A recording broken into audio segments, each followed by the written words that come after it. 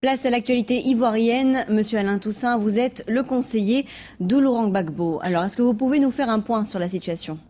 Depuis ce matin, 6h45 GMT, les forces spéciales de la force Licorne sont en train de bombarder la résidence du chef de l'État à Cocody. Le président Gbagbo est dans cette résidence avec des membres du gouvernement, son épouse et quelques amis et parents. Et nous dénonçons cette agression manifeste de l'État français contre l'État ivoirien.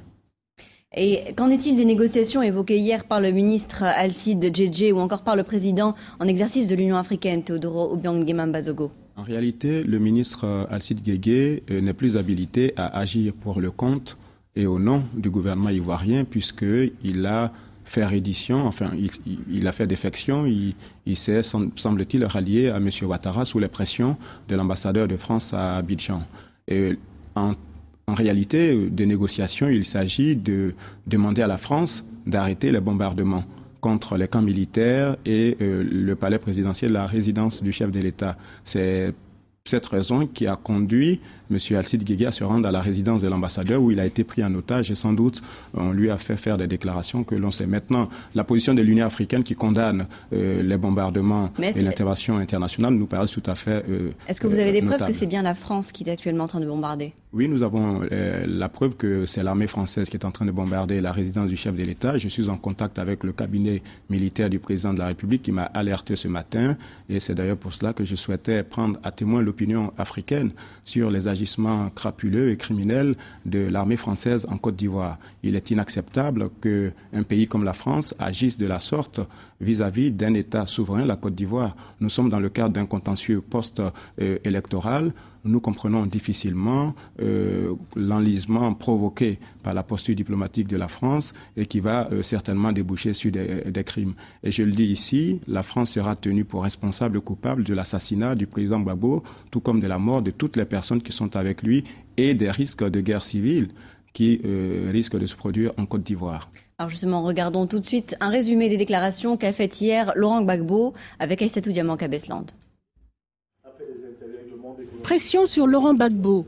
Après le cessez-le-feu déclaré par le chef des armées, des forces de défense et de sécurité de Laurent Gbagbo, Philippe Mangou, mardi, suite à 2 jours d'affrontements entre les Ivoiriens et les bombardements de la coalition internationale et l'armée française, le président ivoirien refuse de signer des documents soumis par la France et les Nations Unies. Ce document qui doit garantir la sécurité et l'intégrité physique de Laurent Gbagbo, des membres de sa famille et de son plus proche entourage qui vivent retranchés dans un bunker dans sa résidence présidentielle, exige de lui l'acceptation d'un exil immédiat, sa démission en tant que président et la reconnaissance par lui de la victoire de son rival Alassane Ouattara aux dernières présidentielles. Je ne reconnais pas la victoire de Ouattara. Pourquoi voulez-vous que je signe ça? Si je reconnaissais la victoire de Ouattara, ça se saurait. Le chef de l'État, proclamé par le Conseil constitutionnel, ne cesse de dénoncer l'intervention des forces étrangères et l'ingérence occidentale qu'il qualifie de coup d'État. Je trouve absolument ahurissant que la vie d'un pays se joue sur un coup de poker de capitale étrangère.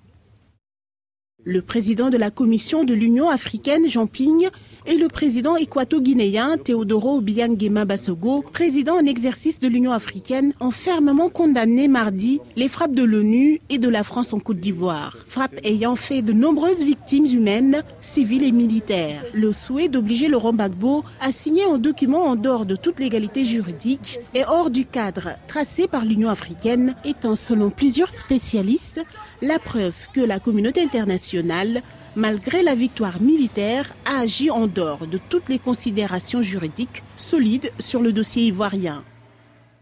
Monsieur Toussaint, votre réaction suite au reportage que nous venons de voir? Je pense que c'est un reportage qui est très pertinent, car en réalité, la France agit en Côte d'Ivoire en dehors de toute base légale. Elle invoque la résolution 1975, mais elle en fait une interprétation qui lui permet aujourd'hui d'user de la force contre la Côte d'Ivoire. Bombarder des camps militaires, bombarder le palais et la résidence. Il y a un peu plus de 1500, voire même 2000 morts déjà depuis lundi soir du fait des agissements de l'armée française. Le président Gbagbo, on l'a déjà dit, il a répété il y a quelques heures, ne démissionnera pas. On parle de reddition, mais le président Gbagbo n'est pas un monarque, ce n'est pas un roi, ce n'est pas un empereur. On demande simplement que les textes soient appliqués.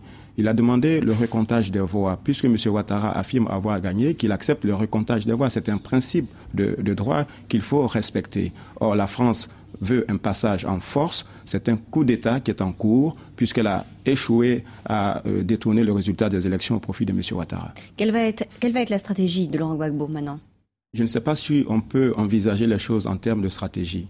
Il garde sa même posture. Il est le président de la République de Côte d'Ivoire, un pays agressé par des puissances étrangères qui s'appuient sur une rébellion qui a ensanglanté la Côte d'Ivoire depuis septembre 2002. Ce coup d'État, en réalité, madame, dure depuis 9 ans. Vous voyez, c'est le plus long coup d'État du monde et la France a fermé les yeux. On n'a jamais pu obtenir le désarmement de la rébellion et aujourd'hui, nous constatons qu'en réalité, la communauté dite internationale avait de forts moyens de pression, à la fois moraux, psychologiques et militaires, dont elle n'a jamais usé pour demander à M. Ouattara de déposer les armes.